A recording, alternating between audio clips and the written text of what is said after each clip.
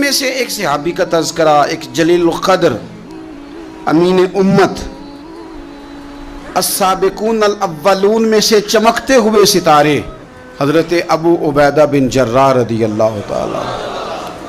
حضرت ابو عبیدہ بن جراح رضی اللہ تعالیٰ عنہ ان قرون اولیٰ کے لوگوں میں سے جنہوں نے بالکل ابتدا میں حضور کے دست اقدس پر کلمہ پڑھ لیا تھا، بالکل شروع میں دار ارقم کے دنوں میں، شاید اس سے بھی قبل۔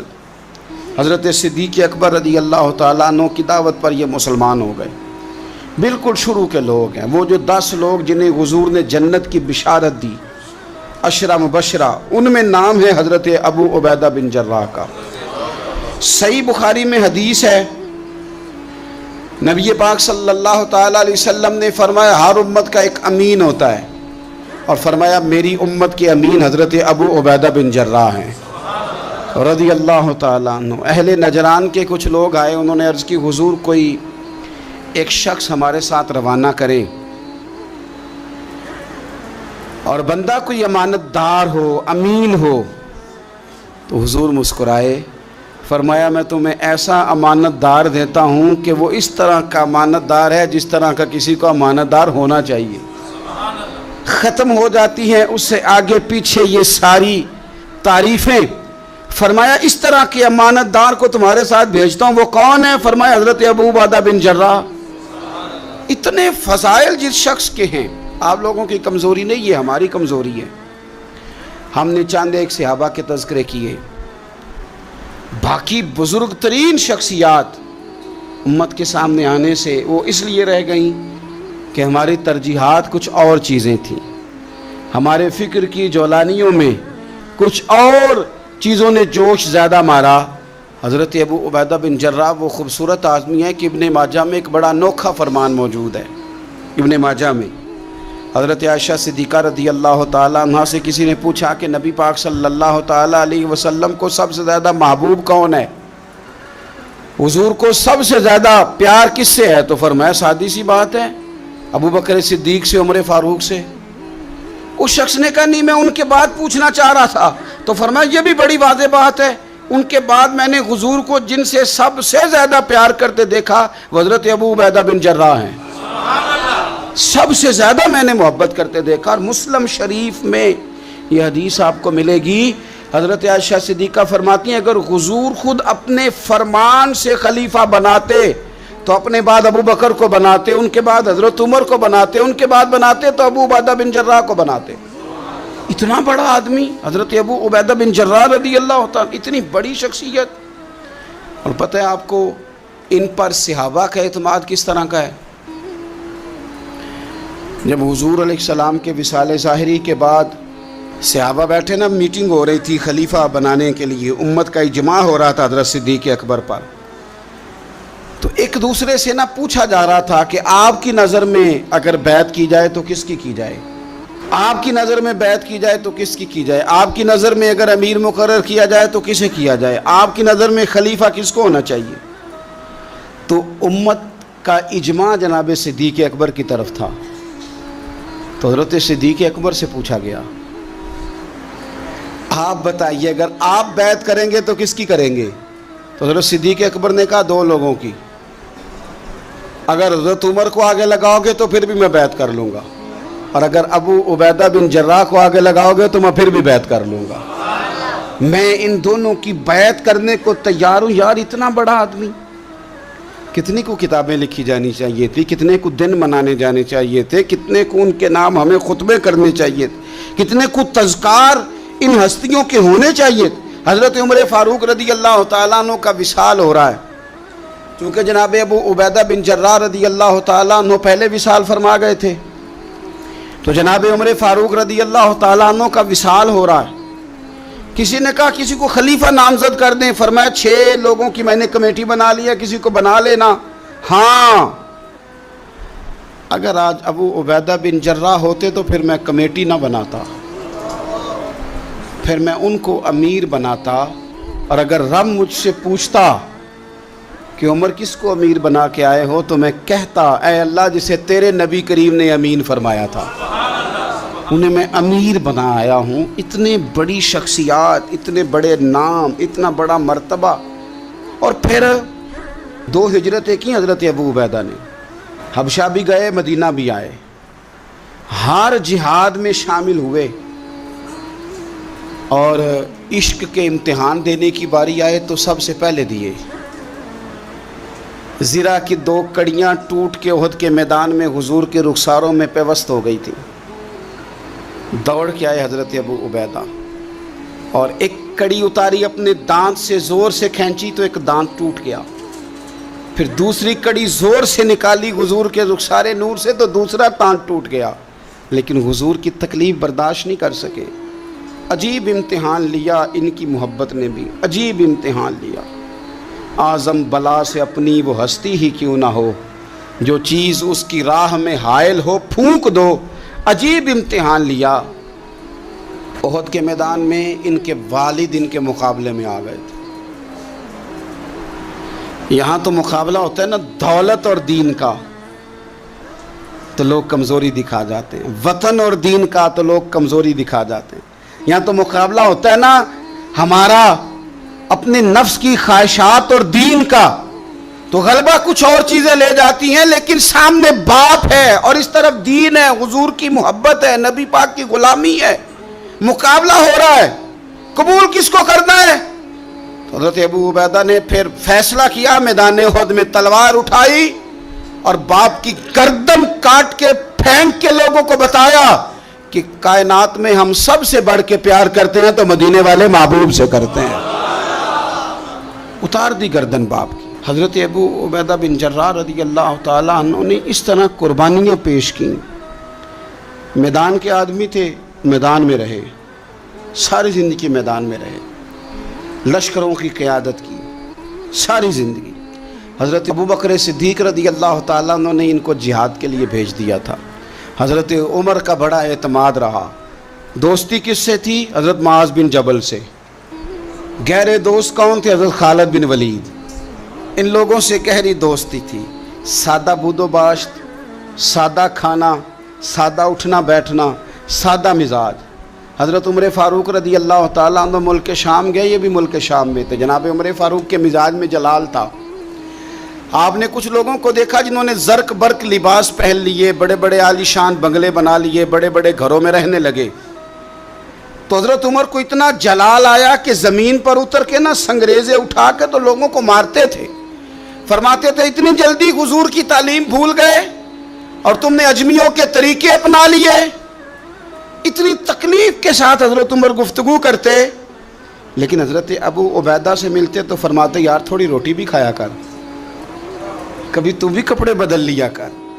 اتنا فقر، اتنی سادگی. اولین لوگوں میں سے جن کے لیے لوگ مسلمانوں کا امیر المومنین بنانے کی باتیں کر رہے ہیں. حضرت عمر ملنے گئے تو کسی چٹائی کے ٹکڑے کی تہ 2-3 لگا کے گھوڑے پہ اس کو رکھ لیا جاتا تھا سواری کرنے کے لیے تاکہ پسینہ نہ آئے. اسی کو اتار کے نا تو سرانہ بنا کے بیٹھے لیٹے ہوئے زمین پہ. حضرت عمر ملنے گئے تو حضرت عمر فاروق رضی اللہ تعالیٰ عنہ کو بھی اپنے ساتھ زمین پہ بٹھا لیا. تو حضرت عمر فرمانے لگے میں نے تو روٹی کھانی ہے تجھ سے، دوست ہے میرا، کھانا کھلا. تو کہنے لگے کھلاتے ہیں نا، کھلانا کیوں نہیں. یہ بھی لوگ تھے، اسی دھرتی پہ رہتے تھے. ان لوگوں کو نا کسی چیز نے اپنے قبضے میں نہیں لیا. نہ عورتوں کی باتیں انہیں بہلا سکیں، نہ بچوں کی خواہشات کے ہتھے چڑھے، نہ زمانے کی تیز دوڑ میں شامل ہوئے، نہ کسی کہانی کا حصہ بنے، نہ لوگوں کی یہ باتیں کہ دور بدل گیا، کوئی چیز ہیوی نہیں ہوئی. اس لیے کہ انہوں نے فقیری مدینے والے محبوب سے سیکھی تھی. فقر میرے نبی کریم علیہ السلام سے سیکھا تھا. فقر تازہ تھا، ذہن وسیع تھا. حضرت سیدنا عمر نے کہا روٹی کھانی ہے تو تھیلے میں ہاتھ ڈالا، 2 خشک ٹکڑے روٹی کے نکالے اور فرمایا کھا لے. تو حضرت عمر نے پکڑ کے منہ میں رکھے، چبائے اور جناب عمر رو پڑے. فرمانے لگے ہر بندے کو دنیا نے اپنے قبضے میں کر لیا ہے، لیکن ابو عبیدہ تو آج بھی بچا ہوا ہے. دنیا تجھے اپنے جال میں پھنسا نہیں سکی، تو قابو نہیں آیا، تو آج بھی اپنی جگہ پہ قائم ہے. تو وہیں کھڑا ہے جہاں مدینے والے محبوب نے ہمیں کھڑا کیا، تو وہیں کھڑا ہے یار۔ اتنے حسین آدمی، اتنا بڑا نام، اتنا بڑا قد، اتنا بڑا کردار، اتنا بڑا حسن، ہزاروں کی فوج کے سپہ سالار ہیں۔ اگر میں کہہ دوں چیف آف آرمی سٹاف ہیں، میرا خیال ہے میری بات غلط نہ ہوگی، اتنی بڑی فوج کے سپہ سالار، اور اس فوج کے سپہ سالار جس میں کئی دفعہ سپاہی بن کے حضرت خالد بن ولید بھی لڑائی کر رہے ہیں، اتنی بڑی فوج کو کمان کرتے ہیں، لباس وہی سادہ، غذا وہی سادہ، انداز وہی۔ رومی بہت بڑی طاقت سمجھتے تھے اپنے آپ کو۔ جناب عمر کے زمانے میں ان کے خلاف لشکر کشی ہوئی، امیر کون ہے؟ حضرت ابو عبیدہ۔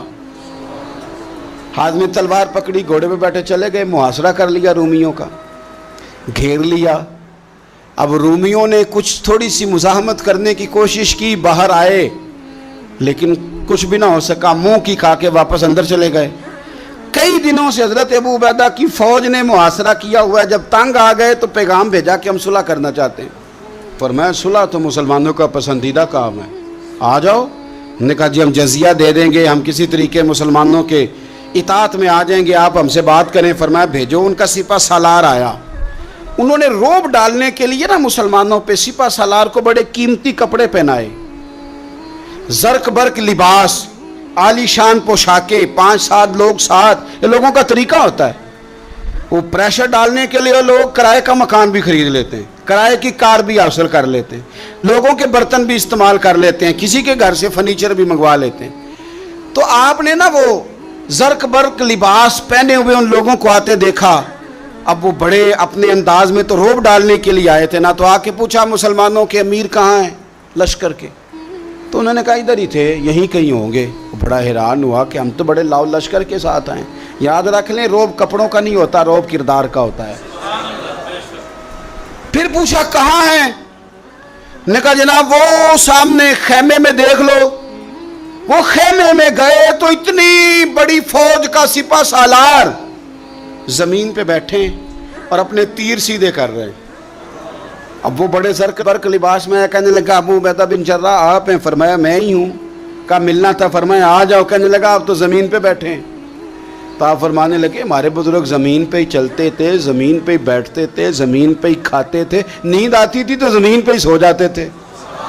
وہ حیرانگی سے کہنے لگا آپ اتنے بڑے سپہ سالار ہو کے اس طرح رہتے ہیں؟ فرمانے لگے میری ضروریات ساری پوری ہوتی ہیں، پھر بھی کبھی کوئی مشکل بن جائے تو میں تھوڑا سا قرضہ لے لیتا ہوں حضرت معاذ بن جبل سے، ان کو مشکل آ جائے تو مجھ سے لے لیتے ہیں۔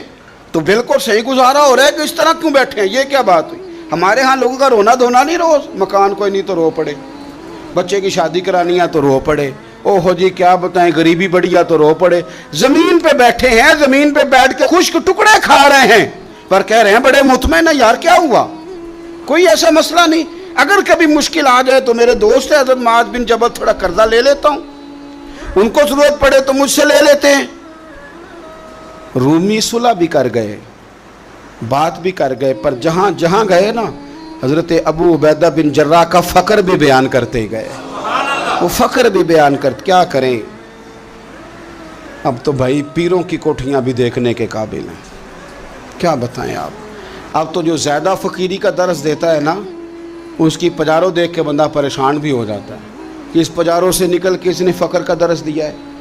اب تو جناب لوگ یہی کہانی آ کے سناتے ہیں، یہی کہانی، یعنی کچھ امیر لوگ ہیں وہ کئی دفعہ جلسوں کا ٹائم لینے آتے ہیں تو لگتا ہے کہ پیرانے پیر ہیں، یہ کہتے ہیں فلانے پیر صاحب بھی میرے پاس آتے ہیں، فلانے بھی آتے ہیں، فلانے بھی آتے ہیں، فلانے بھی، شکر ہے جی اللہ کا، فلانے کو فون کروں تو وہ آ جایا کرتا ہے۔ میں نے ایک سے کہا، میں نے کہا یار آپ نے لیا کیا، سیکھا کیا؟ آپ تو ابھی بھی وہاں کھڑے ہیں کہ دولت ہی سارا کچھ ہے، کیا لیا آپ نے اتنے پیروں کو بلا کے، اصل کیا کیا، ملا کیا؟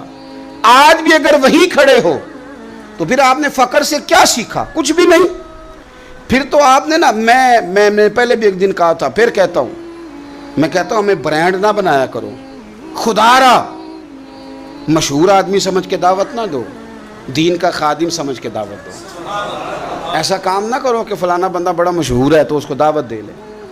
کبھی کبھی بڑی تکلیف، میں ابھی تھوڑے دن پہلے بڑے لمبے سفر پہ تھا، صبح میں 8:30 گھر سے نکلا، 8:30 اور میں 2-2:30 بجے وہاں پہنچا، لیکن 10 کیمرے لگے ہوئے، آپ کی کار سے نکلنے کی فوٹو، آپ کی بیٹھنے کی فوٹو، آپ کے آنے کی فوٹو، میرے گھر میں داخل ہونے کی فوٹو، فریزر کے ساتھ فوٹو، اندر والے دروازے کے ساتھ فوٹو. کیا میرا مطلب ہے معاملہ ہے. اب آپ کے سامنے 15 کیمرے چل رہے ہیں، آپ ٹانگ بھی سیدھی نہیں کر سکتے کیونکہ آپ کو بڑا سیٹ ہو کے بیٹھنا ہے، فوٹو ہو رہی ہے. تو کافی ٹائم گزر گیا تو میں نے ان سے کہا کہ یار میں 7-8 گھنٹے مجھے مہربانی کرو ٹانگیں تو سیدھی کر لینے، اس کو ذرا بند کرو کیمرے کو، اور مہربانی کرو ایک پانی کا گلاس ہی دے دو، چائے کا کپ ہی پوچھ لو. ٹھیک ہو گیا سارا کچھ اپنی جگہ پہ. لیکن یہ کچھ مزاج، مطلب ہم نے تو بزرگوں کے پاس بیٹھ کے وقت گزارا ہے. اور میں آپ کو ایمانداری سے کہتا ہوں، میں کسان کا بیٹا ہوں. آج بھی میں بڑے شوق سے، رات میں نے اچار سے روٹی کھائی ہے. گھر والوں نے کہا کہ کچھ بنا دیتے ہیں، میں کہا اچار لے آؤ نہ، پیا ہے نا. اس لیے کہ میں غریب ماں کا بیٹا ہوں. مجھے اچار تسلی دیتا ہے، تشفی دیتا ہے، مجھے سکون دیتا ہے. میں اپنے غریب دوستوں کے اندر بیٹھ کے آج بھی فخر محسوس کرتا ہوں. بڑی کوٹھیاں تکلیف دیتی ہیں، اس لیے کہ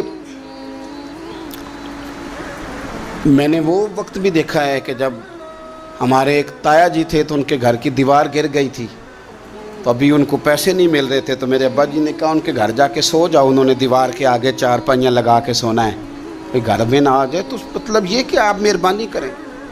یہ دیکھو، یہ میرے نبی پاک کے غلام ہیں، ان کی سادگی دیکھو، ان کی فقیری دیکھو. 2-4 دن پہلے بچوں کا کھانا پکا ہوا تھا، بچے لائن میں نہ، کھانا کافی سارے بچے ہیں تو رات کو لائن میں لگ کے روٹی لیتے ہیں. میں بھی لائن میں لگ گیا بچوں کے ساتھ.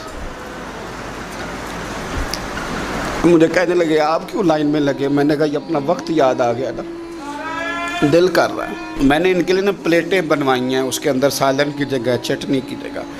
تو میں نے باورچی سے کہا اسی پلیٹ میں کھانا ڈال کے نا میرے لیے گھر بھیج یار، یہی والی روٹی بھیج، یہی کھانے کو دل کر رہا ہے. یہ آپ کا اصل ہے، یہ آپ کا اصل ہے. مہنگے کپڑے آپ کا اصل نہیں ہوتے، وہ تو برانڈ ہے.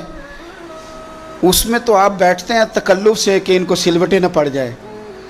اس میں تو آپ کسی سے صحیح طریقے سے سینہ بھی نہیں ملاتے کہ کہیں کو مسئلہ نہ بن جائے. حضرت ابو عبیدہ بن جراح رضی اللہ تعالیٰ عنہ نا اپنے گھر میں بیٹھ کے رو رہے تھے، روتے جا رہے تھے. تو کسی نے کہا کیوں رو رہے ہیں؟ مسند امام احمد بن حنبل میں موجود ہے. فرمانے لگے نبی پاک علیہ السلام نے مجھے ایک دن کہا تھا کہ فتح ہو جائے گی، بڑے بڑے علاقے فتح ہوں گے، تو اپنے آپ کو سنبھال کے رکھنا. 3 خادم تیرے لیے کافی ہیں، ایک جو گھر میں کام کاج کرے، ایک جو تیری خدمت کرے، ایک جو تیرے سفر میں جائے، اور 3 سواریاں تیرے لیے کافی ہیں. زیادہ لوگوں نے بڑے بڑے جانور رکھے ہوتے تھے نا، 3 سواریاں ابو عبیدہ تیرے لیے کافی ہیں. ایک تیرے سفر کے لیے، ایک مال و اسباب اٹھانے کے لیے، ایک تیرے غلام کے لیے. زیادہ مال نہ جمع کرنا. یہ بات کرتے ہوئے رو پڑے.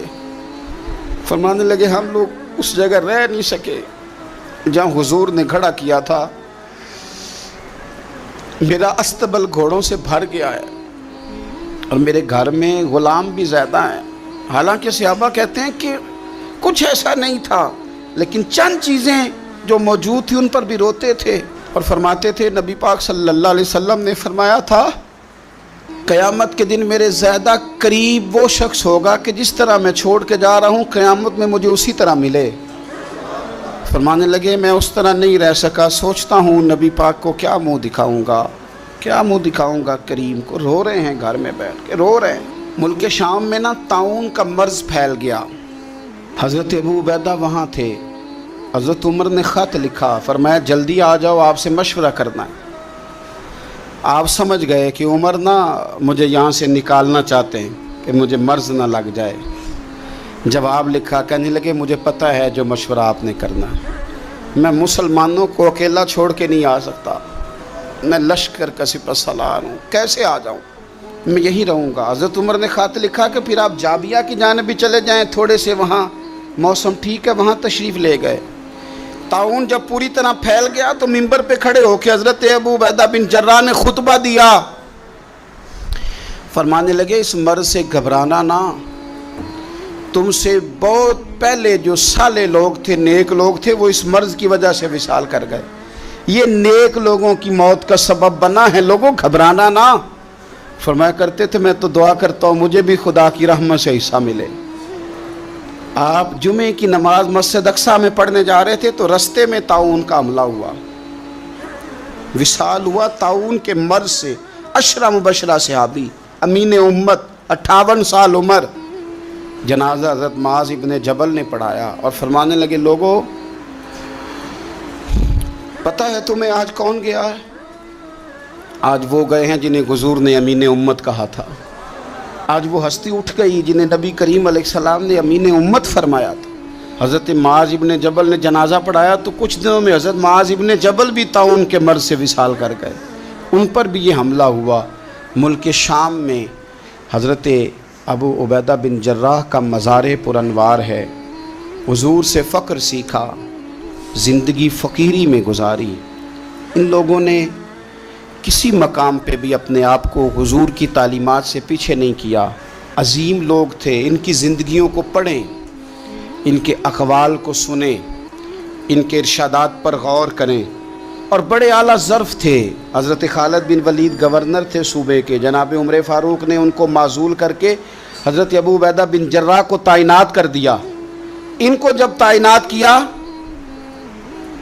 تو ادھر جنگ جاری تھی، تو انہوں نے وہ تعیناتی کا جو رکا تھا وہ جیب میں ڈال لیا، بتایا ہی نہیں، جنگ ہوتی رہی۔ حضرت خالد بن ولید کو کسی اور نے بتایا تو فرمانے لگے بعد میں آپ نے مجھے بتایا کیوں نہیں؟ آپ فرمانے لگے کوئی جلدی تو تھی نہیں، حالانکہ گورنر بنا دیے گئے اور جنگ ہو رہی تھی، میں نے کہا چلو بعد میں بتا دیں گے، کوئی مسئلہ نہیں۔ ایک دفعہ حضرت ابو عبیدہ بن جراح کو معزول کر کے حضرت خالد بن ولید کو سپہ سالار بنایا گیا، تو آپ فرمانے لگے سن خالد، جتنی خوشی مجھے اپنے سپہ سالار بننے کی ہوئی تھی اس سے بڑھ کر تیرے بننے کی ہوئی ہے۔ کسی جگہ کسی عہدے کا لالچ نہیں، کسی جگہ کوئی دنیا داری نہیں، فقر، فقیری، درویشی، سادگی، حسن تھا۔ عشرہ مبشرہ لوگوں میں سے تھے۔ اللہ کے حضور دعا ہے مالک کریم سمجھنے کی توفیق عطا فرمائے۔ بڑی نماز تے ریاض نہ سکھیا